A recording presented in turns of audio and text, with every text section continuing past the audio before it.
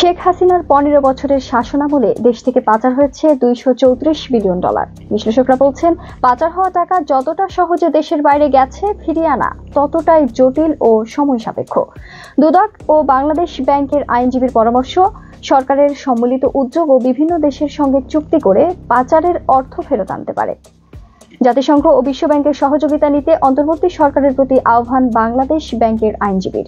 অর্থ পাচার চিহ্নিত করা, সঠিক তথ্য উদ্ঘাটন, পাচারকারীদের আইনের আওতায় আনা চ্যালেঞ্জিং কাজ, কারণ অপরাধটি করা হয় সুকৌশলে। আমদানি রপ্তানি বড় প্রকল্পের কেনাকাটার আড়ালে দেশ থেকে সবচেয়ে বেশি অর্থ পাচার হয়ে থাকে। ক্ষমতাচ্যুত শেখ হাসিনা সরকারের 15 বছরে বিভিন্ন দেশে পাচার হয়েছে 28 লাখ কোটি টাকা, যা অন্তর্বর্তী সরকারের গঠিত জাতীয় শ্বেতপত্র কমিটির অনুসন্ধানে উঠে এসেছে।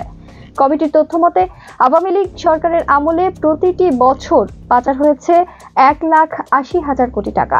2023-24 অর্থ বছরে রপ্তানি ও প্রবাসী আয়ের পরিমাণের 5 ভাগ টাকা পাচার হয়েছে।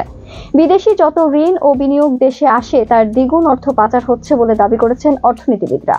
গত 1.5 যুগে দেশ থেকে পাচার হওয়া অর্থ ফেরত আনতে জাতিসংঘ, বিশ্ব ব্যাংক, ইউরোপীয় ইউনিয়ন, যুক্তরাজ্য, যুক্তরাষ্ট্রের সহযোগিতা চেয়েছেন অন্তর্বর্তী সরকার প্রধান অর্থনীতিবিদ ডক্টর মোহাম্মদ ইউনূস।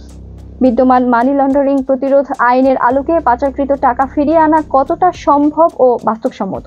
এর জবাবে দুদকের আইনজীবী সংবাদ মাধ্যমকে বলেন, লম্বা প্রক্রিয়া, তবে সম্ভব। লেগে থাকতে হবে সরকারকে। দুদকের আইনজীবী আসিফ হাসান বলেন, বাংলাদেশের বিচারে নির্দিষ্ট আদালত আগে থেকে প্রমাণ হতে হবে কি পরিমাণ টাকা তার মাধ্যমে পাচার হয়েছে।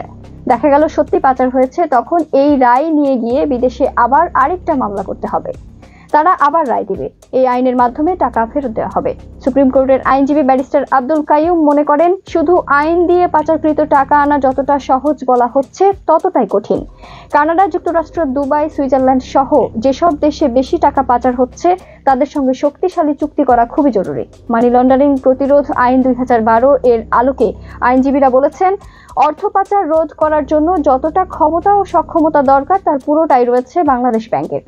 দেশ থেকে পাচার হওয়া অর্থ ফিরিয়ে আনার তেমন কোনো নজির নেই। শুধু সিঙ্গাপুর থেকে একবার 930 কোটি টাকা ফেরত আনতে পেরেছিল সরকার।